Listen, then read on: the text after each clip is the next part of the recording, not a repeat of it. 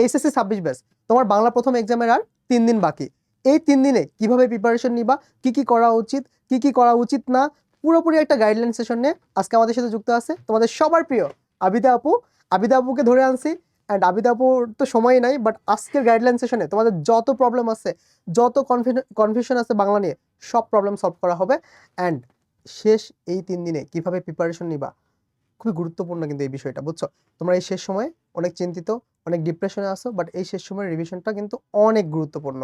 And আজকে guideline সেশনে পুরোপুরি আলোচনা করা হবে এই শেষ কয়েকদিনে তুমি কিভাবে আচ্ছা প্রিপারেশন নিবা। থামো, থাক, এবার আমি বলি। তো আজকে হচ্ছে তোমাদের পুরো বাংলার প্রিপারেশনটা এই লাস্ট মোমেন্টে কিভাবে নিবা সেটা নিয়ে কিছু তোমাদের কোশ্চেন ছিল, সেগুলোর অ্যান্সার দিব আমরা, এবং অবশ্যই গাইডলাইন থাকবে, ইম্পর্টেন্ট টপিকগুলো দাগিয়ে দিব, এবং কিভাবে লাস্ট মোমেন্টে প্রিপারেশন নিয়ে একদম ভালো একটা মার্ক গেইন করতে পারো সবকিছু নিয়ে আলোচনা করব। তাহলে চলো, ওকে, তুমি আজকে হচ্ছে ও আমার স্টুডেন্ট, ও আমাকে কোশ্চেন করবে, আমি জাস্ট অ্যান্সার করব। অ্যান্ড ওকে আবার সব কোশ্চেনের অ্যান্সার দিবে আপু। ওকে। সো আমাদের ফার্স্ট কোশ্চেন, আমরা এই কোশ্চেনগুলো হচ্ছে স্টুডেন্টদের থেকে কালেক্ট করছি, আচ্ছা মেইনলি কমেন্ট থেকে আর কি। সো আমি আপনাকে কোশ্চেন করবো, আপনি আমাকে সব অ্যান্সার দিবেন। আচ্ছা। ওকে আপু, শেষ 2 দিন বাংলা কিভাবে প্রিপারেশন নিব? শেষ দুদিনে বাংলার জন্য নতুন করে পড়ার অ্যাকচুয়ালি কিছু নাই, যা পড়েছ সবকিছু রিভিশন করবা। এবং লাস্টের মানে পরীক্ষার আগের দিন রাতের কথা আমি বলবো, পরীক্ষার আগের দিন রাতে তোমরা যে কাজটা করবা সেটা হচ্ছে টেস্ট পেপার নিজেরা তো সলভ করবা, কিন্তু তারপরেও দেখবা যে নিজে নিজে এক্সাম দেওয়ার জন্য কিছু কোশ্চেন দেওয়া থাকে যেগুলো অ্যান্সার অন্য জায়গায় থাকে। সেই জায়গাগুলোতে তুমি নিজে একটু প্র্যাকটিস করে দেখবা কয়টা হচ্ছে। প্রথমে হয়তো একটু কম কম হবে, মনে হবে যে আল্লাহ এখনো তো হচ্ছে না, এখনো তো অনেক এমসিকিউ মানে আমরা পারছি না। বাট এই জিনিসটা যখন তুমি করবা আস্তে আস্তে তোমার কনফিডেন্স বাড়াবে। কিন্তু তুমি শুধুমাত্র ওই টপ 200 এমসিকিউ, তারপর উমুক ভাই আর তুমুক ভাই, আমি নিজেও তোমাদেরকে ম্যারাথন এমসিকিউ ক্লাস দিব, শুধু ক্লাস করে যদি চলে যাও, নিজেরা যদি প্র্যাকটিস না করো, তাহলে কিন্তু এটা ফলপ্রসূ হবে না। তো এর আগে তোমরা গদ্য পদ্য নাটক উপন্যাস সব তো একদিন, বাকি সবটা সময় তুমি রিভিশন করবা। তারপরে যে কাজটা, নিজে নিজে প্র্যাকটিস করা, কয়টা এমসিকিউ হচ্ছে সেটা দেখা, এবং সৃজনশীল প্রশ্ন লিখে প্র্যাকটিস করা। এটা যারা করে যাবা না, টাইম দেখে যারা যারা সৃজনশীল প্রশ্ন সলভ করে যাবা না, 7টা সৃজনশীল প্রশ্নের অ্যান্সার দেওয়া কিন্তু এতটা সহজ কথা নয়। তো ধরে ধরে প্র্যাকটিস করতে হবে। এটা হচ্ছে লাস্ট যে 2 দিন, সেই 2 দিনের তোমাদের মানে তোমাদের প্রতি আপু হিসেবে একটা গাইডলাইন। নিজেকে সময় দিতে হবে, পড়ার সময় দিতে হবে। ওকে ওকে, আমাদের নেক্সট কোশ্চেন, আপু 7টা সিকিউ সময়ের মধ্যে কিভাবে শেষ করব? একটা সিকিউ মোটামুটি কত মিনিট নিয়ে লেখা উচিত? আচ্ছা আচ্ছা, এটা একটু আমি তোমাদেরকে বলি। আমাদের টোটাল 3 ঘন্টার পরীক্ষা, রাইট? তো আমাদের 3 ঘন্টার পরীক্ষা, তার মধ্যে আমাদের এমসিকিউতে চলে যায় হচ্ছে 30 মিনিট, তাই না? 30 মিনিট চলে যায়, আর হাতে আমাদের কত মিনিট থাকে? 2 ঘন্টা, 2 ঘন্টা 30 মিনিট থাকে। এখন এই জায়গায় একটা আমাদের কয়টা দিতে হবে? 7টা সৃজনশীল দিতে হবে। এখন 7টা সৃজনশীলের যদি আমি 20 মিনিট করে ধরি, তাহলে কিন্তু হয় তোমার 2 ঘন্টা 20 মিনিট, ঠিক আছে? 2 ঘন্টা 20 মিনিট। 7টা সৃজনশীলে যদি আমি কি করি, 20 মিনিট করে ধরি, তাহলে হবে হচ্ছে 2 ঘন্টা 20 মিনিট। আরো হাতে তোমার 10 মিনিট থাকে। কেন? ওই 10 মিনিট দিয়ে কি করবা তুমি? ওই 10 মিনিট হচ্ছে তোমার টিচার আসবে, তোমার খাতা চেক করবে, সে হচ্ছে সাইন করবে, তুমি তোমার যে রোল ঠিক আছে কিনা, রেজিস্ট্রেশন নাম্বার ঠিক আছে কিনা, তোমার যে এডিশনাল পেপার নিচ্ছ সেটা ঠিকভাবে ফুলফিল করতে পারছো কিনা, আবার লাস্টের দিকে একটু রিভিশন দেওয়ার, সবকিছুর জন্য বাকি 10 মিনিট কিন্তু আমি হাতে রেখে দিলাম। আর 20 মিনিট করে তুমি পার সৃজনশীলে কি করবা, সময় দিবা। এখন এই 20 মিনিটটা আমি যে বললাম তোমাদেরকে, বাসায় 20 মিনিট ধরে ধরে সৃজনশীল প্র্যাকটিস করতে হবে। যদি তুমি দেখো ফার্স্ট সৃজনশীল লেখার পর তোমার অলরেডি 25 মিনিট ক্রস করে গেছে, তাহলে অবশ্যই তোমাকে সেই জায়গায় স্টপ করে অন্য সৃজনশীলে কিন্তু চলে যেতে হবে। না হলে 7টা সৃজনশীল, আমি সত্যি করে বলতেছি, যেহেতু ফার্স্ট এক্সাম, তোমার 7টা সৃজনশীল এই মানে 2.5 ঘন্টা অর্থাৎ 2 ঘন্টা 20 মিনিটের মধ্যে শেষ করা খুবই খুবই টাফ ব্যাপার। তো এই জায়গায় যে এই যে 7টা সিকিউ সময়ের মধ্যে অর্থাৎ 2 ঘন্টা 20 মিনিটের মধ্যে তুমি কিভাবে শেষ করবা, প্রত্যেকটা সৃজনশীলের জন্য তুমি 20 মিনিট করে সময় দিবা। এবং তুমি যদি আরো বলো যে আপু আরো ডিটেলসে বলেন, ক নম্বরের জন্য কয় মিনিট ধরবো, খ নম্বরের জন্য কয় মিনিট, এটা যদি আমি ধরেও দেই, কিন্তু তোমার যদি প্রিপারেশন ভালো না থাকে, তাহলে দেখা যায় চিন্তা করতে করতে তো অনেক সময় তোমার সময় চলে যাবে। সো এটা আর বলবো না, আমি জাস্ট বলবো এইভাবে তুমি ধরে ধরে একটু প্র্যাকটিস করো 7টা সৃজনশীল 20 মিনিট করে, তাইলে তোমার জন্য এনাফ। 2 ঘন্টা 30 মিনিট অর্থাৎ 2 ঘন্টা 20 মিনিট ধরবো আমরা, 30 মিনিট না, 2 ঘন্টা 20 মিনিটে তোমরা ইনশাআল্লাহ 7টা সৃজনশীল প্রশ্নে অ্যান্সার করে আসতে পারবা। অ্যাটলিস্ট একটা হলো সিকিউ প্র্যাকটিস করে যাও, না হলে 7টা সিকিউ তাড়াতাড়ি লিখতে পারবা না। ওকে, তাহলে নেক্সট কোশ্চেনে ওকে, চলে আমরা যাই। নেক্সট কোশ্চেনে যাই। কবি পরিচিতি বোর্ড পরীক্ষার জন্য কতটা গুরুত্বপূর্ণ? এমসিকিউ এর জন্য কি সব কবি পরিচিতি পড়া না, উচিত? এটা আমি বলবো যে যেহেতু একদম লাস্ট মোমেন্ট, এখন এই কবি পরিচিতির পিছনে সময় নষ্ট করার কোনো দরকার নাই। কিছু লেখক পরিচিতি থাকে যেগুলো থেকে ঘুরে ফিরে কোশ্চেন আসে, যেরকম এরকম থাকে হচ্ছে তোমার বিভীষণের প্রতি মেঘনাদ, আমরা যদি মাইকেল মধুসূদন দত্ত, কাজী নজরুল ইসলাম কত সালে হচ্ছে বাঙালি পল্টনে যোগদান করেছিলেন, এই টাইপের কিছু এমসিকিউ থাকে, দেখবা এগুলো বারবার রিপিট হয়। তো বোর্ড কোশ্চেন যখন সলভ করবা, ওইখানে যে সকল কবি পরিচিতি রিলেটেড কোশ্চেন গুলো চলে আসবে সেটাই জাস্ট পড়ে যাবা। বোর্ড কোশ্চেন যখন সলভ করতেছো, তার বাইরে গিয়ে এখন 12টা 14টা হচ্ছে তোমার গদ্য পদ্য নাটক উপন্যাস, 15-16টা, এতগুলো 12 × 24, 25, 26টা চ্যাপ্টারের জন্য 26টা মানে লেখক যদি নাও ধরি আমরা, 20 জন লেখকের আসলে এত লেখক পরিচিতি, এত ইনফরমেশন মুখস্থ করা এটা খুবই টাফ ব্যাপার। তো এখানে সময় না দিয়ে আমার মনে হয় যে তোমার গল্প কবিতার মূল ভাবের উপর সময়টা বেশি দেওয়া উচিত। তো এই জন্য আমরা এই মুহূর্তে লাস্ট মোমেন্টে সেটা স্কিপ করব। 1 নম্বরের জন্য আমাদের এত খাটনির দরকার নাই। নেক্সট, অ্যাডমিশনে কবি পরিচিতি থেকে বেশি পড়ছি। অ্যাডমিশনেরটা আলাদা, জাস্ট আমি এইচএসসিটা যেন খোদা তাআলা পার করে দেয় সেই জন্য আমি তোমাদেরকে এই কথাটা বললাম। ওকে, আচ্ছা, নেক্সট কোশ্চেন। আমাদের নেক্সট কোশ্চেন, বাংলা প্রথম পত্রের এমসিকিউতে 25+ মার্ক তুলতে শেষ মুহূর্তে কিভাবে প্রস্তুতি নেবে? বোর্ড প্রশ্ন, গাইড নাকি টেস্ট পেপার, কোনটা? লাস্ট মোমেন্ট চলে আসছে, এখন অবশ্যই তোমাকে বোর্ড কোশ্চেন সলভ করতে হবে। এন্ড বোর্ড কোশ্চেন সলভ করার জন্য আপু কিন্তু 2টা ম্যারাথন ক্লাস দিচ্ছে, সেখানে তোমাদের সকল বোর্ড কোশ্চেন সলভ করানো হচ্ছে। তারপর আপু বললাম না, পরীক্ষার আগের দিন রাতে টেস্ট পেপার সলভ করে নিজে একটু যাচাই করে যাওয়া, ঠিক আছে? তো বোর্ড কোশ্চেন আগে সলভ করা, তারপর টেস্ট পেপারটা একটু দেখে যাওয়া, কারণ টেস্ট পেপারে কিছু কোশ্চেন থাকে একটু হাই স্ট্যান্ডার্ডের। তো তুমি যখন সেই কোশ্চেনগুলো সলভ করবা তখন তোমার ভিতরে একটু কনফিডেন্স বাড়বে। সো প্রথমে হচ্ছে বোর্ড কোশ্চেন সলভ করা, দেন টেস্ট পেপার সলভ করা। ওকে, আর 25+ মার্ক যারা পাবে তাদের আসলে কি থাকতে হবে বলো তো? সব বিষয় নিয়ে তাদের ধারণা থাকতে হবে। আর টিচাররা এমন কিছু কোশ্চেন দিয়ে দেয়, আসলে 2 থেকে 3টা এমসিকিউ দেয় যেন কোনো স্টুডেন্ট না পারে। বাট ভাগ্যক্রমে যদি তুমি পেরে যাও তাহলে তো আসলে তুমি অনেক ভাগ্যবতী বা ভাগ্যবান। এখন 25+ মার্ক পেতে হলে অবশ্যই তোমাকে অনেক বেশি চর্চা করতে হবে এবং প্রত্যেকটা চ্যাপ্টারে খুঁটিনাটি জানা থাকতে হবে। আরেকটা জিনিস, যেহেতু তোমাদের কম্বাইন্ড কোশ্চেন হচ্ছে, তো ইনশাল্লাহ আশা রাখতেছি কোশ্চেনটা স্ট্যান্ডার্ড হবে, ভালো হবে এবং উল্টাপাল্টা জিনিস আসবে না, ঠিক আছে? যেটা আগে কুমিল্লা বোর্ডের ক্ষেত্রে হইতো বা অন্যান্য বোর্ডগুলোর ক্ষেত্রে হইতো। সো আশা করতেছি এবার এরকম কিছু হবে না, আমরা খুব সুন্দর একটা স্ট্যান্ডার্ড কোশ্চেনে পরীক্ষা দিতে পারবো ইনশাল্লাহ। ওকে, আমাদের নেক্সট কোশ্চেন, গদ্য পদ্য নাটক উপন্যাস সবাই কি পড়তে হবে? যদি আমি কোনোটা স্কিপ করি কোনো কি প্রবলেম আছে? ফাঁকিবাজ স্টুডেন্টদের প্রশ্ন। আচ্ছা, যাই হোক, বলছে এই গদ্য পদ্য নাটক উপন্যাস সবই কি পড়তে হবে কিনা? সবই পড়তে হবে। কিছু জিনিস যদি তুমি একটু স্কিপ করতে চাও লাস্ট মোমেন্টে, যারা একদমই পড়াশোনা করে না, তাদের জন্য আমি ছোট্ট একটা অ্যাকচুয়ালি গাইডলাইন দেওয়ার জন্য আমি এই জায়গার মধ্যে তোমাদের পুরো বইটাকে অ্যাকচুয়ালি নিয়ে আসছি। সো এই জায়গায় আমি একটু দেখাচ্ছি, তুমি করো না। তো দেখো যে আমাদের এই জায়গার মধ্যে গদ্যের মধ্যে যে ইম্পর্টেন্ট কিছু টপিক আমি আজকে তোমাদেরকে একটু স্টার মার্ক দিয়ে দিচ্ছি। আই থিংক এটা স্টার মার্ক দিয়ে দিলে তোমাদের জন্য একটু সুবিধা হয়। তো এখানে দেখো যে বাংলার নব্য লেখকদিগের প্রতি নিবেদন আর সাহিত্য খেলা, এই 2টা প্রবন্ধ কিন্তু প্রায় সেম, ঠিক আছে? তো তার মধ্যে আমি যদি বলি ইম্পর্টেন্ট হচ্ছে সাহিত্য খেলাটা একটু, এটাতে আমি 2 স্টার দিব, হ্যাঁ? আর এই 2টা থেকে যে কোনো একটা থেকে কোশ্চেন আসতে পারে। তার মধ্যে অপরিচিততে আমি 3 স্টার দিব, সবচেয়ে বেশি গুরুত্বপূর্ণ যেটা। তারপরে হচ্ছে আমি দিব অর্ধাঙ্গিতে, অবভিয়াসলি অর্ধাঙ্গিটা ইম্পর্টেন্ট, রোকেয়া সাখাওয়াত হোসেনের। তারপর যদি যৌবনের গান, কাজী নজরুল ইসলামের, খুবই ইম্পর্টেন্ট, যৌবনের গানটা আমরা দেখব। এগুলো কিন্তু কঠিন কঠিন টপিক, তো এগুলোই হচ্ছে আমাদের জন্য বেশি ইম্পর্টেন্ট। জীবন ও বৃক্ষ, ওকে, মাসি পিসি, ঠিক আছে, কপিল দাস মুর্মু, এখান থেকে রেইনকোটটা আমাদের জন্য ইম্পর্টেন্ট, রেইনকোটটা আমাদের জন্য ইম্পর্টেন্ট। তো প্রথমত আমরা এই টপিকগুলো বেশি পড়ার চেষ্টা করব। তারপরে দেখো আমি 2 স্টার কোনটাতে কোনটাতে দিচ্ছি। 2 স্টার যেটাতে দিব, যেমন নেকলেসে আমি 2 স্টার দিচ্ছি। তারপর আমরা একটু উপরে চলে যাই, মাসি পিসিতে আমরা 2 স্টার দিব, ঠিক আছে? জীবন ও বৃক্ষতে আমরা কি দিব? 2 স্টার দিব। তারপর হচ্ছে আমরা একটু উপরে চলে যাই, আমরা বিলাসীতে 2 স্টার দিব এবং আমরা এই জায়গার মধ্যে বাংলার নব্য লেখক দিকের প্রতি নিবেদন, এটার মধ্যে 2 স্টার দিব। এখন প্রথমে তুমি কিভাবে রিভিশনটা শুরু করবা? প্রথমে অপরিচিত দিয়ে শুরু করবা, তারপর তুমি কি পড়বা? এই জায়গার মধ্যে অর্ধাঙ্গী ভালো করে পড়বা, যৌবনের গান ভালো করে পড়বা, তারপরে হচ্ছে তোমার কি রেইনকোটটা ভালো করে পড়বা। তাহলে মোটামুটি দেখো এখান থেকেই কিন্তু আমাদের ইম্পর্টেন্ট টপিকগুলো পড়া হয়ে যাচ্ছে। তারপরে তুমি কোথায় যাচ্ছ? তারপর তুমি নেকলেস ধরতেছো, মাসি পিসি ধরতেছো, জীবন ও বৃক্ষ দেখতেছো, তারপর হচ্ছে তুমি বিলাসী দেখতেছো, ওকে, এগুলা।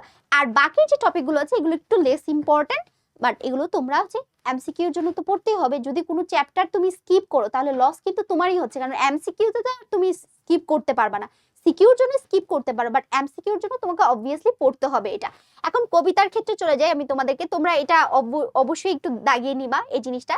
তো এই জায়গার মধ্যে বিভীষণের প্রতি মেঘনাদ আমাদের 3 স্টার দিব আমরা এটার মধ্যে, খুবই খুবই ইম্পর্টেন্ট। সোনার তরী মাস্ট ইম্পর্টেন্ট, এখান থেকে রবীন্দ্রনাথ ঠাকুর এটা থেকে প্রশ্ন আসবে। বিদ্রোহী কাজী নজরুল ইসলামের আসবেই প্রশ্ন, বিদ্রোহী থেকে দিয়েই দিবে। সুচেতনা প্রতিদান তাহারই পরে মনে, আমরা দিব হচ্ছে তাহারই পরে মনে। বিভীষণের প্রতি মেঘনাদ পড়তে আমার দাঁত ভেঙে গেছিল। না, আমার বিভীষণের প্রতি মেঘনাদ, তোমাদের যদি কোনো প্রবলেম থাকে আমার ইউটিউব চ্যানেলে যাবা। আমার এই ভিডিওতে আমার চ্যানেলে সাবস্ক্রাইবার খুব কম, কিন্তু এই ভিডিওর ভিউ হচ্ছে একদম লাগাম ছাড়িয়ে গেছে। বাট এই ভিডিওটা তোমরা দেখবে, ইনশাল্লাহ এটা নিয়ে কোনো পেইন থাকবে না তোমাদের। দেন হচ্ছে আমরা প্রতিদান দিব, জসিমউদ্দিন। হ্যাঁ প্রতিদানটা দিব। 18 বছর বয়স 3 স্টারে যাবে, এবং ফেব্রুয়ারি 1969 3 স্টারে যাবে। ঠিক আছে, তোমরা কিন্তু এগুলো মার্ক করে নাও। এগুলো খুবই খুবই ইম্পর্টেন্ট আপু দিলাম।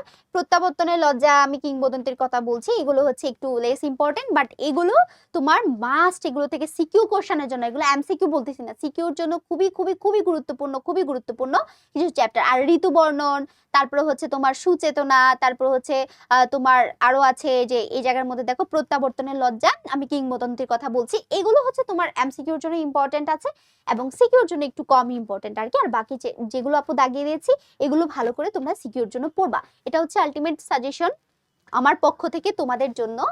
নেক্সট কোশ্চেন আমরা চলে যাই। এখন আমরা নেক্সট কোশ্চেন, সহপাঠ অল্প সময়ে কিভাবে রিভিশন রিভিশন দিলে দিব? ভালো। আচ্ছা, এটাতে যেটা দেখছি, সহপাঠ নাটক উপন্যাস অনেক বড়, স্টুডেন্টরা এটা পুরোটা পড়ে না, মানে পুরো সারা বছরও পড়ে না। এখন কম সময়ে কিভাবে এটা রিভিশন দিতে পারবো আমি?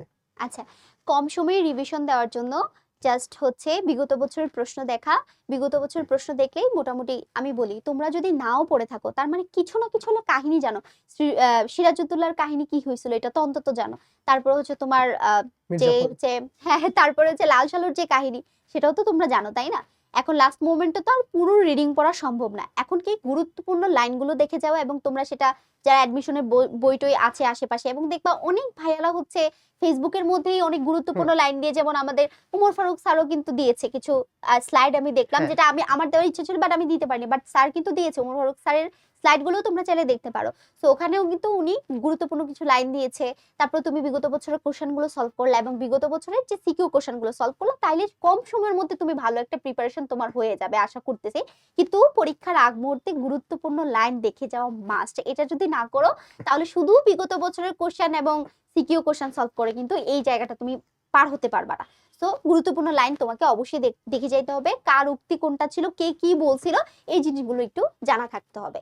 আমি যেটা করছিলাম আপু, ওই যে গাইডে সারমর্ম দেয়া থাকে না, ওটা পড়ছিলাম। এক্স্যাক্টলি, এটা পড়লেও এই যে খুব ভালো একটা জিনিস যে একটা গাইডের মধ্যে বা বইয়ের মধ্যেই দেখবা শুরুতে একটা সার সংক্ষেপ দেওয়া থাকে, সেখানে কিন্তু অনেক গুরুত্বপূর্ণ তথ্য দেওয়া থাকে, এবং পুরোটা নাটক, পুরো নাটক এবং পুরো উপন্যাসের সারমর্ম করে দিয়ে দেয়। তো তোমরা চাইলে কিন্তু সেটা রিভিশন করে প্রত্যেকটা চরিত্র সম্পর্কে জেনে ওই চরিত্রের পার্টটা আর রিভিশন দেওয়াটা, তারপরে তোমরা বোর্ড কোশ্চেন গুলো সলভ করে চলে যেতে পারো, আর পুরোটা রিডিং পড়ার কোনো দরকার নেই। বুঝতে পারছো? ওকে, চলো এখন আমরা নেক্সট কোশ্চেনে যাই।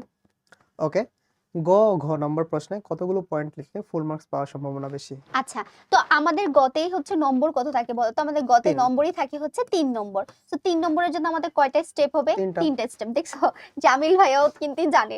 তো এই জায়গার মধ্যে আমি তো ভালো স্টুডেন্ট ছিলাম ভাই। হ্যাঁ, আলহামদুলিল্লাহ। সো এই 3 নম্বরের জন্য আমরা 3টা স্টেপ দিব এই জায়গার মধ্যে। আমি যদি একটু তোমাদেরকে খাতাটা এঁকে দেখা, ধরো এটা হচ্ছে এখান থেকে নিতে পারো। আচ্ছা, আমি এটা একটু মুছাই ফেলি, এটা এই জায়গা থেকে। ওকে, তো এই জায়গার মধ্যে তোমরা দেখো যে আমি যদি এখানে তোমাদের একটু খাতাটা দেখাই, ধরো এই হচ্ছে তোমাদের পরীক্ষার খাতা, এই হচ্ছে পরীক্ষার খাতা। এখন গ নম্বর প্রশ্নের উত্তর এত পণ্ডিতি করে এত বড় করার দরকার নেই, জাস্ট গ লিখবা, লেখার পর এখানে একটা পয়েন্ট আর এই জায়গার মধ্যে একটা পয়েন্ট, ছোট, এত বেশি লেখার দরকার না, আমি বলবো কমই লিখবা যেহেতু সময় কম। সো প্রথমত উদ্দীপকে কি চাইছে, মানে কোন চরিত্র, ধরো আমরা যদি অপরিচিত গল্পের সাথেই বলি যে অপরিচিত গল্পের কোন চরিত্রের সাথে মিল আছে, ধরো মামার চরিত্রের সাথে মিল আছে, ঠিক আছে। এখন মামার যে লোভী মন মানসিকতা, ঠিক আছে, তার মামার যে লোভ, এই লোভ যে মামার মধ্যে ছিল সেটা আমরা উদ্দীপকের চরিত্রের মধ্যে দেখতে পাচ্ছি। এখন মামার এই লোভের সাথে যেহেতু মিল আছে, সেটা দিয়ে তুমি প্রথমে এক লাইনে শেষ করে দিবা। তারপরে আমরা এই যে সমাজের একটা ব্যাধি যৌতুক প্রথা, সেটা নিয়েই যেহেতু আমাদের গল্পটা রচিত, সেটা নিয়ে আমরা কিছু কথাবার্তা বলবো, যেটাকে বলা হচ্ছে অনুধাবন পার্ট। তারপরে আমরা প্রয়োগ পার্টে চলে যাব, ঠিক আছে? তারপর হচ্ছে আমাদের প্রয়োগ পার্ট, যে উদ্দীপকের চরিত্র আমাদের পাঠ্য বইয়ের অপরিচিতা গল্পের চরিত্রের সাথে কিভাবে মিল আছে সেটা আমরা প্রয়োগ করে লিখবো। তাহলে 3 নম্বরের জন্য 3টা পয়েন্ট লিখবো। এই 3টা পয়েন্ট যদি একদম অ্যাকুরেট হয় তাহলে এখানে তুমি 3 মার্ক নিশ্চিত পাবা। আর কত পৃষ্ঠা লিখবা এটা অলরেডি বুঝিয়ে গেছে, দেখো 1 পৃষ্ঠা লিখে আরেক পৃষ্ঠার একটু করে খানি লিখলে কিন্তু তোমার গ নম্বরে অ্যান্সার হয়ে যাচ্ছে। স্টুডেন্টরা যে ভুলটা করে আপু, যে শুরুতে প্রথম দুইটা সৃজনশীল একদম মানে ভরে 4-5 পেজ এই 6 জন্যই পেজ আমি লিখে ফেলে, ওদেরকে বলেছি যে পরবর্তীতে গিয়ে 20 লিখতেও মিনিটের পারে না। চেয়ে যদি দেখো তোমার 2-3 মিনিটও মানে ওভার হয়ে গেছে, যদি তোমার কাছে মনে হয় হুম। যে আমি 25 মিনিট ফার্স্ট সৃজনশীলে আমি টাইম দিয়ে ফেলছি, তুমি ওই জায়গাতেই এটা স্টপ করে তুমি সেকেন্ড সৃজনশীলে চলে যাবা। ওই যে হাতে আরো 10 মিনিট হুম। থাকতেছে না, তখন না হয় আবার ব্যাক করে এসে ফার্স্ট সৃজনশীলের বাকিটুকু কমপ্লিট করবা। বাট এটা শেষ করতে গিয়ে যদি তোমার বাকিগুলোতে সমস্যা হয় তাহলে এটাকে থামায় রেখে বাকিগুলোতে চলে যাবা। ওরা যেটা করে আপু, প্রথম সৃজনশীল এরকম, দ্বিতীয় সৃজনশীল এরকম, আর লাস্টের গুলো এরকম। হ্যাঁ, সো এটা করা এটা যাবে করা না। যাবে না। যদি কেউ ভালো মার্ক গেইন করতে চাও তাহলে এই জায়গার মধ্যে তোমার প্রথম সৃজনশীলটা যেভাবে লিখেছো একদম লাস্ট, বলে না যে শেষ ভালো যার সব ভালো তার, লাস্টেরটাও যেন সেম ভাবে তুমি সুন্দরভাবে সমাপ্ত করে আসতে পারো, এটা তোমার কিন্তু টার্গেট থাকতে হবে। আর গটা দেখাইলাম, এখন একটু ঘটা আমি তোমাদেরকে দেখাই যে ঘয়ের মধ্যে, তাহলে ঘয়ে কত নম্বর বলো যে আমি 4 নাম্বার। ঘয়ে ঠিক আছে। হচ্ছে 4 নাম্বার, তাহলে 4 নাম্বারের জন্য আমাদের পয়েন্ট কয়টা হবে? 4টা। অবভিয়াসলি 4টা পয়েন্ট হবে। এখন আমরা নীল কালার পেন দিয়ে এখানে ঘ লিখবো, লেখার পরে এখানে 4টা পয়েন্ট হবে। প্রথমত বলবে যে যে উদ্দীপকের মামা যে চরিত্রটি, অর্থাৎ মামার মধ্যেই কি আমরা আসলে উদ্দীপকের চরিত্রের প্রতিফলন দেখতে পাচ্ছি? তখন তুমি কি আসলেই দেখতে পাচ্ছ কিনা সেটা তোমার মতামত জানতে চাইছে। যদি তুমি দেখতে পেয়ে থাকো তুমি বলবা হ্যাঁ আমি এই কথার সাথে একমত পোষণ করছি, নিচে ব্যাখ্যা করা হলো। তারপর তুমি ওই যে বললাম যে মামার যে লোভী মন মানসিকতা, যেটা সমাজের একটা ব্যাধি, এবং এই ধরনের সামাজিক ব্যাধির জন্য বর্তমান সমাজে আমাদের কি নানা ধরনের সমস্যার সম্মুখীন হতে হচ্ছে। তো এই জিনিসগুলো নিয়ে তুমি একটু নিজের মতো করে লেখালেখি করবা। তারপর হচ্ছে কি করবা, সেম ভাবে প্রয়োগ করবা। তো মামার সাথে ওই ব্যক্তিটার প্রয়োগ করবা, ওই ব্যক্তির কম্পেয়ার করবা যে আসলে মামার মন মানসিকতা ওই ব্যক্তির মন মানসিকতা একদম সেম হয়ে গেছে।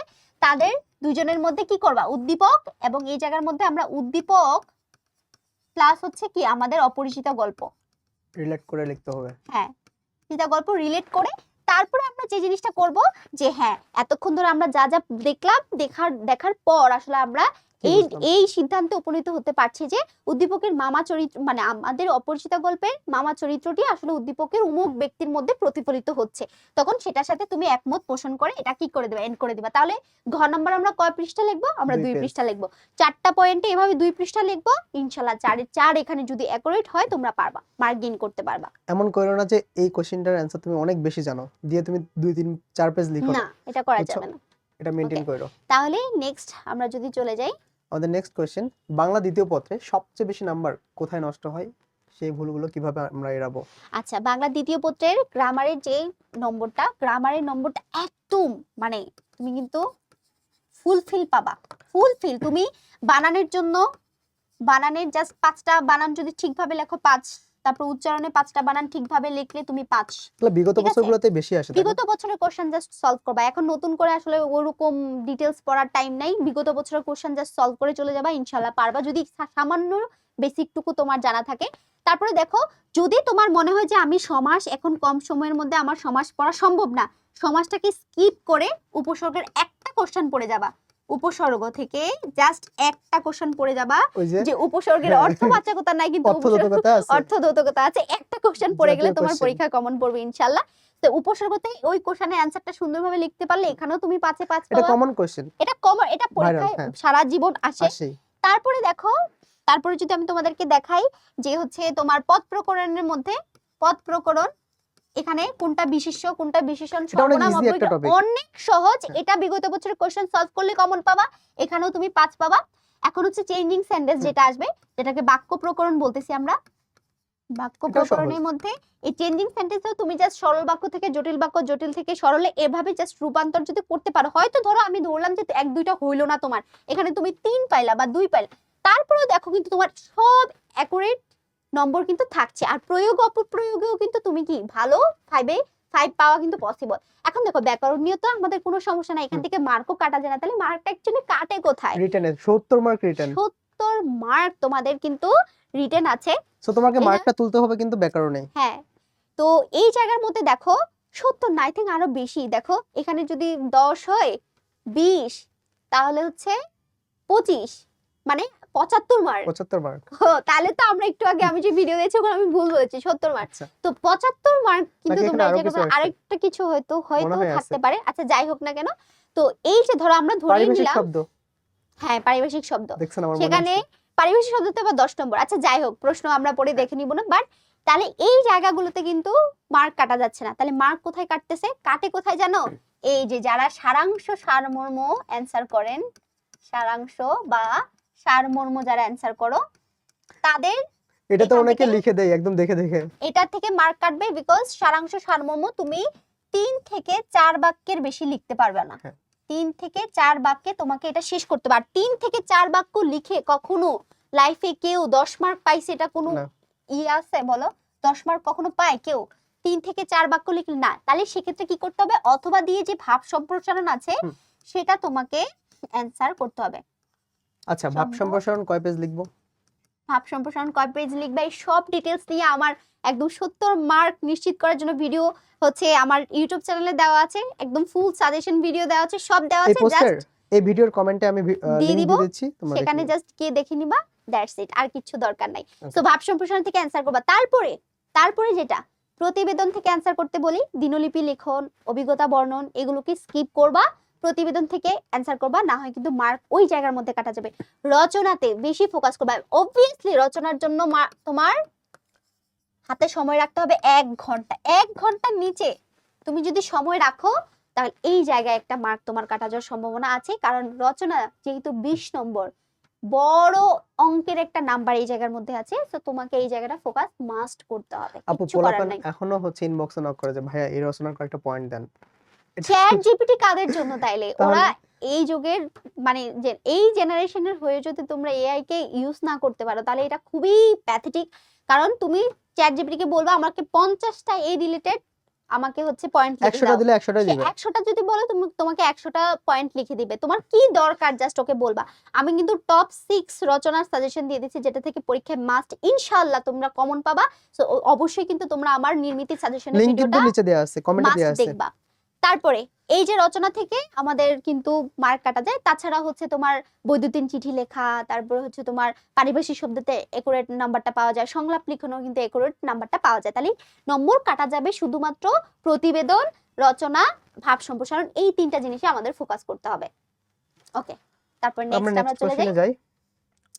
ওকে, সময় ভাগ করে কিভাবে পুরো 3 ঘন্টা ব্যবহার করবে এটা আপু বলে দিয়েছি। এমসিকিউর জন্য 30 মিনিট, এটা কিন্তু আপু একটু আগে বলে দিলাম 30 মিনিট যাবে। আর থাকতেছে আমাদের 2 ঘন্টা 30 মিনিট, সেক্ষেত্রে 2 ঘন্টা 20 মিনিট হচ্ছে আমরা কি রাখবো, 7টা সৃজনশীলের জন্য রাখবো। আর 10 মিনিট হচ্ছে আমরা কি করব, আমাদের খাতার বাদ বাকি যত কাজ বি বি রোল রেজিস্ট্রেশন আরেকবার বাদ দেখে নিবা। বাকি সবকিছু আমরা কি করব 10 মিনিটের মধ্যে করব। বাদ বাকি সব, তাই না? হ্যাঁ, ওকে, ঠিক আছে। বিবিএস আমার টিচার এটা আমাকে পড়িয়ে মানে লিখে দিত সব সময়। ওকে, এই কোশ্চেনের ডিটেইলস অ্যানসার কিন্তু আরেকটা কোশ্চেন আরেকটাতে আছে। দিয়ে দিয়েছি, কমন পড়ে গেছে। নেক্সট কোশ্চেন, হ্যান্ডরাইটিং সুন্দর না হলে কি ভালো নাম্বার পাওয়া যায়? অবশ্যই পাওয়া যায়, যদি তোমার লেখায় স্পষ্ট হয়ে থাকে অবশ্যই তুমি ভালো মার্ক পাবা। কিন্তু খেয়াল রাখতে হবে একটা শব্দের সাথে যেন একটা শব্দ লেগে না যায়, বা যদি বাচ্চাদের মতো হাতের লেখা একদম উত্তর থেকে দক্ষিণ দিকে ছুটতে থাকে এরকম যেন না হয়। আবার একদম ছোট ছোট ছোট ছোট করে লেখার দরকার নাই, একটু বড় বড় করে তোমার লিখতে হবে। আর লেখা সুন্দর না হলে একটু তোমার স্পেস রেখে রেখে একটু ভালোভাবে প্রেজেন্ট করার ট্রাই করবা। তুমি যেটা করবা, তোমার খ গ ঘ এগুলোতে মূল যে কথাটা আছে না, মূল লাইন, শুরুর লাইনটা এটা ভালোভাবে দিবা। হ্যাঁ, এটা সুন্দরভাবে হাইলাইট করবা। এটা হাইলাইট করে সুন্দরভাবে যদি তুমি লিখতে পারো তাহলে হচ্ছে ভালো, মানে তুমি মোটামুটি নম্বর পাবা। কিন্তু যাদের হাতের লেখা সুন্দর অবশ্যই তারা ভালো মার্ক পাবে, তাই না? কারণ হাতের লেখার উপরে অনেক কিছু ডিপেন্ড করে। ওকে ওকে, নেক্সট, বাংলা প্রথম ও দ্বিতীয় পত্র মিলিয়ে 150 প্লাস বা এ প্লাস পাওয়ার জন্য মিনিমাম স্ট্র্যাটেজি কি? আচ্ছা, এতক্ষণ ধরে যা বলে আচ্ছা, এটার আসে কোশ্চেনের অ্যানসারটা আমি আপনাকে বলি ভালোভাবে। ধরেন আমি একাডেমিকে আমার বাংলা পড়ি নাই, বাংলাকে সেইভাবে কেউ পাত্তাই দেয় নাই, এখন এক্সামে আছে আর এক্সামের আগে 2-3 দিন বাকি আছে আমার। Okay. এই 2-3 দিনে আমি কি পড়ে এত মার্কস পাইতে পারি? আচ্ছা ঠিক আছে, ফার্স্ট পেপারের তো আসলে কোনো সাজেশন দেওয়া একদমই পসিবল না। তো ফার্স্ট পেপারে আমি যে গুরুত্বপূর্ণ চ্যাপ্টারগুলো তোমাদেরকে দাগিয়ে দিলাম, তোমাদের যদি একদমই প্রিপারেশন না থাকে এই কয়টা চ্যাপ্টার অন্তত ভালো করে তোমরা পড়ে যাবা, এটা হচ্ছে প্রথম উপায়। দ্বিতীয়ত হচ্ছে, যেহেতু ফার্স্ট পেপারে কোনো সাজেশন দেওয়া পসিবল না, তোমাদেরকে যা প্রশ্ন করে সেখান থেকে উত্তর দিতে হবে। কারণ অনেকেই আমাকে জামিল প্রশ্ন করে যে পরীক্ষা আসবেই এমন কিছু আসবেই। এমসিকিউ প্রশ্নের আমাদের সাজেশন তোরা দেন বাবা। এতদিন কি করছিস ভাই? বাবা এটা আসলে আমাদের দ্বারা সম্ভব না, কারণ আমরা পরীক্ষার প্রশ্ন করব না, আমরা খুবই ক্ষুদ্র মানব, তো আমাদের দ্বারা আসলে এই ধরনের সাজেশন দেওয়া কখনো পসিবল না। যারা পীর দরবেশরা আছে তাদের আসলে সম্ভব, বাট আমার দ্বারা অন্তত এগুলো দেওয়া সম্ভব না। তো এখন নম্বরটা কোথায় উঠাবা? ওই যে সেকেন্ড পেপারে আমি বলে দিলাম তোমাদেরকে, সেকেন্ড পেপারের ব্যাকরণে, সেকেন্ড পেপারে ব্যাকরণে বিগত বছরের কোশ্চেন সলভ করবা, আর নির্মিতের জন্য আপু যে সাজেশন দিয়েছে, যে স্ট্র্যাটেজি বলেছি ফলো করতে, সেগুলো করবা, তাইলে মোটামুটি তুমি একটা এটাতে ভালো ওরা মার্ক ভুল গেইন করে করতে আপু, পারবা। বুঝছেন? অনেকের সাজেশন ফলো করে, কিচ্ছু করার দরকার নেই। বাংলা সেকেন্ড পেপারে জাস্ট বোর্ড কোশ্চেন সলভ করো বিগত বছরের, ইনাফ, আর কিছু লাগবে এটা না। এনাফ তোমাদের হ্যাঁ। সবার জন্য। শুধু শুধু পরীক্ষার আগের দিন এত এত ক্লাস করে মাথা নষ্ট করার কোনো দরকার নেই। বিগত বছরের প্রশ্ন সলভ করবা, সব কোশ্চেন ওখান থেকে কমন পড়বে কোন একটা ভাইয়ার ইনশাআল্লাহ। ভিডিও দেখতেছে যে এটা আসবেই, তারপরে ওটা নিয়ে পড়ে থাকবে সবাই।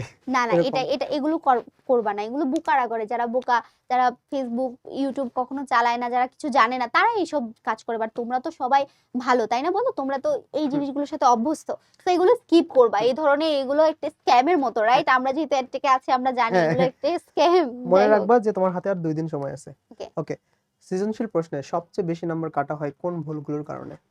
সৃজনশীল প্রশ্নে সবচেয়ে বেশি নম্বর কাটা যায় যখন আপনারা উত্তর করেন উদ্দীপকের যেই চরিত্রের সাথে অপরিচিত গল্পের মিল আছে সেটা আমরা নিচে উল্লেখ করলাম। এই ধরনের কথা যখন লিখে দেন তখন টিচার বলে থাক তোমার লেখাটা নিচেই থাক, তাহা তোমাকে আর উপরে উঠতে হবে না, মার্কও পাইতে হবে না। কারণ তুমি যখন টিচারকে মূল কথা লিখতে পারবা না বা লিখে দেখাতে পারবে না, তিনি বুঝবে যে তুমি এখানে ফাঁকিবাজি করতেছো। তুমি যদি জানো উদ্দীপকের চরিত্রের সাথে গল্পের কোন চরিত্রের মিল আছে, তাহলে তুমি প্রথমেই সেটা বলে দিতা। তুমি যেহেতু জানো না, এই জন্যই কিন্তু তুমি বলছো যে আপনি নিচে গিয়ে দেখেন, তো টিচার তো টাইম নেই নিচে গিয়ে দেখার, তাই না? তো এই জন্য এখানে গ নাম্বারে মার্ক কাটবে। আর ঘ নাম্বারে কেন মার্ক কাটে? ও যে 4টা পয়েন্ট যদি তুমি ঠিকভাবে প্রেজেন্ট করতে না পারো, সেখানে কিন্তু 2 মার্ক তারা কেটে দেয়। তো গ এবং ঘতে এখানে 3 মার্ক কেটে যাওয়ার একটা পসিবিলিটি কিন্তু থাকে। সো এই জিনিসগুলো মাথায় রাখতে হবে। সাবধান, মূল কথাটা কিন্তু ভালোভাবে লিখবা। হুম। টিচারের মাথা কখন গরম থাকে বুঝতে পারবা না, তাহলে দেখবো যে সবগুলো একদম কাইটে হ্যাঁ। দিছে একদম। ওকে, বাংলা এতদিন তেমন পড়ি নাই, শেষ 2 দিন কিভাবে কভার এটা তো করব? বলে ফেলছি এটা বলে আমরা, ফেলছি। কোনোভাবে যদি এ প্লাস তুলতে পারি। এই যে বললাম যে গুরুত্বপূর্ণ চ্যাপ্টার গুলো পড়বা, তারপরে হচ্ছে বাংলা দ্বিতীয় পত্রের জন্য বিগত বছরের কোশ্চেন সলভ করবা, দ্যাটস ইট, আর কিছু দরকার নেই। ওকে, একদম সহজ উপায় বলে দিলাম।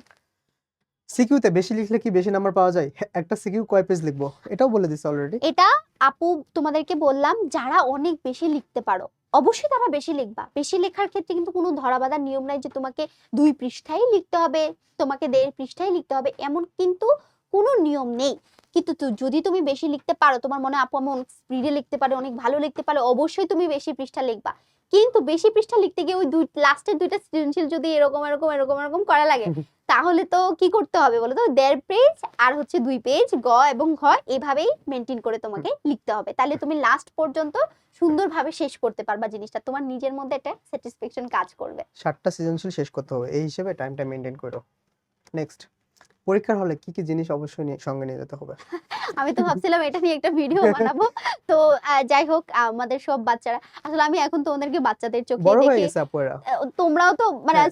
তোমার ব্যাচ কত? আমার 24। 24। এও কিন্তু আমার স্টুডেন্ট ছিল, এখন আমার পাশে দাঁড়িয়ে আসলে আছে। আমি তো আপনার আমি ক্লাস অনেক করছি। বুড়ি হয়ে গেছি, তো আমার কাছে তোমাদেরকে বাচ্চাই লাগে। আমি এখনো সবাইকে বাচ্চা বলেই সম্বোধন করি। তো তোমরা যে কাজটা করবা, অবশ্যই পরীক্ষার হলে যেদিন প্রথম পরীক্ষা অন্তত 1 ঘন্টা আগে চলে যাওয়ার চেষ্টা করবা। জ্যাম থাকে, বুক ধরফর করে, অনেক টেনশন লাগে, ঘামতে থাকি, 1 ঘন্টা আগে আমরা ট্যাবলেট চলে খাওয়া যাব। লাগবে? না, কিছু করার দরকার নাই, আচ্ছা, 1 ঘন্টা আগে আমরা চলে যাব, ঠিক আছে? দ্বিতীয়ত, সঙ্গে সবসময় 3টা পেন রাখবা। 3টা কালো কালারের কালি রাখবা, যেন কোনো ফ্রেন্ডের কাছ থেকে, আশেপাশে কারোর কাছে তোমার কলম না চাইতে হয়। অবশ্যই 3টা কলম রাখবা, এবং 3টা কলমই অর্ধেক করে লিখে রাখবা। যেন পরীক্ষার হলে গিয়ে প্রথম কালি দিয়ে শুরু করছো, একদম লেখা বিচ্ছিরি হয়ে গেছে, এরকম না। আগে থেকে লিখে রাখবা, সেটা লিখে 3টা পেন নিয়ে যাবা। আর অবশ্যই ব্লু পেন ইউজ করবা হাইলাইট করার জন্য, যে কোনো লেখা হাইলাইট করার জন্য ব্লু পেনটা ইউজ করবা। স্কেল অবশ্যই রাখবা, নিজের ওএমআর শিট, ওএমআর তো না মানে রেজিস্ট্রেশন হ্যাঁ। কার্ড এন্ড হচ্ছে আরো বাদ বাকি যা কিছু আছে।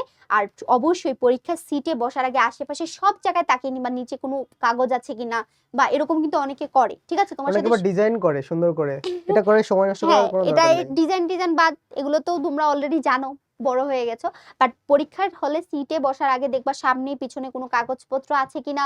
কেউ অনেকে ফাঁসাই দিতে পারে যে নকল টকল বলে।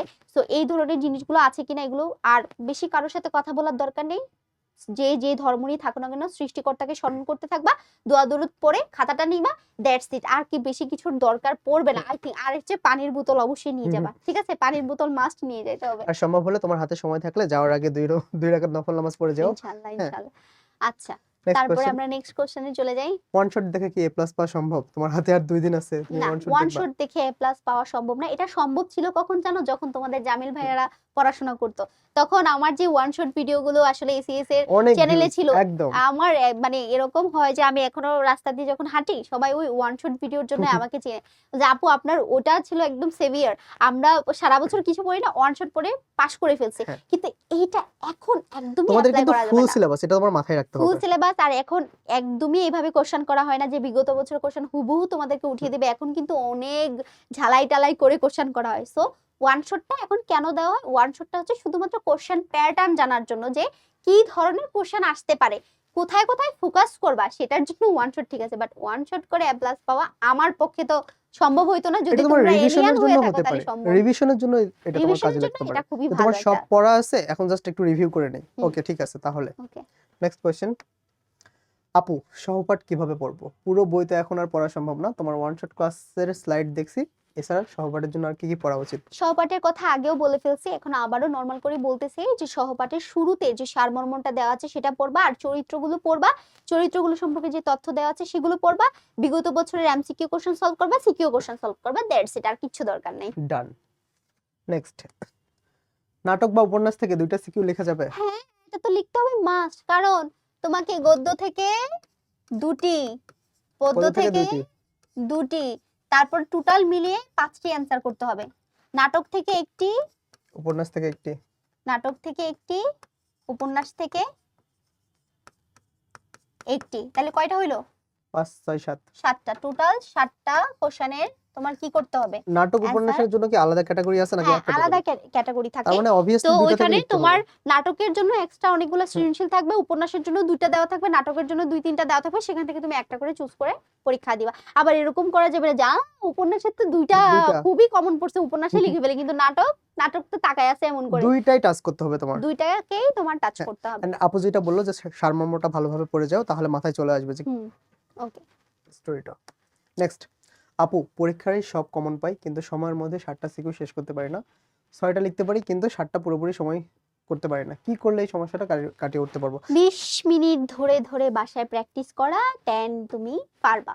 এন্ড তুমি যেহেতু 6টা সৃজনশীল লিখতে পারো, যে এই কোশ্চেনটা আপুকে করেছো, হুম। তুমি 7টা ইনশাআল্লাহ লিখতে পারবা। আমি আশাবাদী তোমার প্রতি। তুমি যদি জাস্ট 20 মিনিট ধরে ধরে এইটা সলভ করতে পারো, ইনশাআল্লাহ তুমি 7টা সৃজনশীল শেষ করতে পারবা। এন্ড এটা নিয়ে বিস্তারিত আপু বলছে এর হ্যাঁ, আগের কোশ্চেনে। আলোচনা করে ফেলছি অলরেডি। আই থিংক আমাদের সব কোশ্চেনের অ্যানসার দেওয়া শেষ। আরেকটা আছে, আপু এমসিকিউ এর বহুপদী নিয়ে অনেক চিন্তিত, বহুপদী খুবই কম কমন পড়তে পারে, কমন পড়ে আর কি, আচ্ছা, এটার জন্য কেমনে কি করা যায়? যাক, এই কোশ্চেনটা লাস্টে দিয়েছে, ভালোই হয়েছে।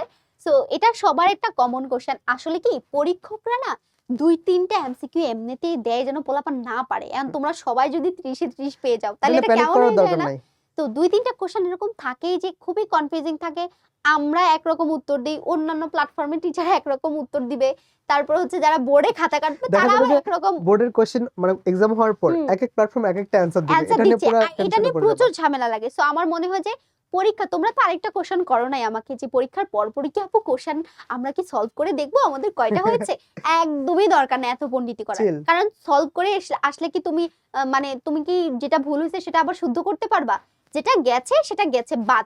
আয়শা বাসায় সাথে সাথে সেকেন্ড পেপারের প্রিপারেশন নিবা, কোনো কোশ্চেন মিলানোর কোনো দরকার নাই, কয়টা হয়েছে না হয়েছে, যতটা হয়েছে তোমার মন এমনিতেই জানে। আর যেটা নিয়ে কনফিউশন ক্রিয়েট হয়ে আছে এটাকে স্কিপ করে সেকেন্ড পেপারের জন্য ভালোভাবে প্রিপারেশন নিবা। আর বহুপদী এমসিকিউর ক্ষেত্রে আমি সবসময় বলি তোমাদেরকে বাদ দিতে শিখতে হবে। কি করতে হবে? বাদ বাদ দিতে দিতে শিখতে হবে, শিখতে হবে। বাদ দিতে শিখতে হবে। তাহলে যখন তুমি একটা প্রশ্ন পড়ছো, পড়ার পর 3টা যে অপশন থাকতেছে, এই 3টা অপশনের মধ্যে দেখবা কোন অপশনটা প্রশ্নের সাথে একেবারেই সামঞ্জস্যপূর্ণ না, মানে আমার প্রশ্নের সাথে যাচ্ছেই না, সেটাকে বাদ দিয়ে দিবা। বাকি যে 2টা থাকবে এই 2টার মধ্যে কম্পেয়ার করবা, দেখবা তুমি রিয়েল অ্যান্সারটাকে বের করতে পারতেছো। আবার যখন উচ্চতর দক্ষতা বা অনুধাবনমূলক এমসিকিউ গুলো থাকে, দেখবা কিছু অপশনই থাকে যেটার সাথে তোমার ওই কোশ্চেনের কোনো সম্পর্ক থাকে না। ওই দুটো অপশন যদি তুমি বাদ দিয়ে দাও, বাকি দুইটার মধ্যে যখন কম্পেয়ার করতে থাকবা এইভাবে কিন্তু তোমার কি রিয়েল অ্যান্সারটা বের করতে পারো। আর আমি সত্যি কথা বলতে আমি ঢাকা ইউনিভার্সিটিতে এমনিই চান্স পাইছি, কারণ আমাদের 2020 সালের কোশ্চেন অনেক হার্ড আসছিল এন্ড মানে আশেপাশে তাকায় দেখতেছিলাম কেউ পারে না, বাট আমাদের ফোকাসে যখন আমি কোচিং করছিলাম তখন আমাদের টিচার আমাদেরকে এই কথা বলছিল যে এটা ভালো একটা ট্রিক্স, খুবই ভালো একটা ট্রিক্স, এন্ড এটা আমি সবাই যখন অ্যাপ্লাই সবাই করছি রিয়েল অ্যান্সারটা খোঁজে, বাট বাদ দিয়ে শিখলে বাকি বাট অ্যান্সারটা চলে যখন আসে। তুমি দুইটা বাদ দিয়ে দিচ্ছ তোমার তো কম্পিটিটর কমে যাচ্ছে, হ্যাঁ, থাকেই তো দুটো। আর দুইটা থাকতেছে, তাদের মধ্যে তুমি কম্পেয়ার করবা, কম্পেয়ার করে রিয়েল অ্যান্সারটা কিন্তু তুমি বের করতে পারবা। এটাই বহুপদী এমসিকিউ সলভ করার একটা দারুণ একটা পদ্ধতি, যেটা আমি নিজেই অ্যাপ্লাই করেছি আমার লাইফে এন্ড আমি সফলও হয়েছি। আর যে কাজটা করতে হবে, বেশি বেশি টেস্ট পেপারের বহুপদী এমসিকিউ গুলো সলভ করতে হবে, দ্যাটস ইট। বুঝতে পেরেছো? সো আমাদের সকল কোশ্চেন অ্যান্সার করা শেষ। আই থিংক তোমরা সবকিছু ক্লিয়ার হয়ে গেছো। আপু ওদের জন্য কিছু দোয়া করে দেন।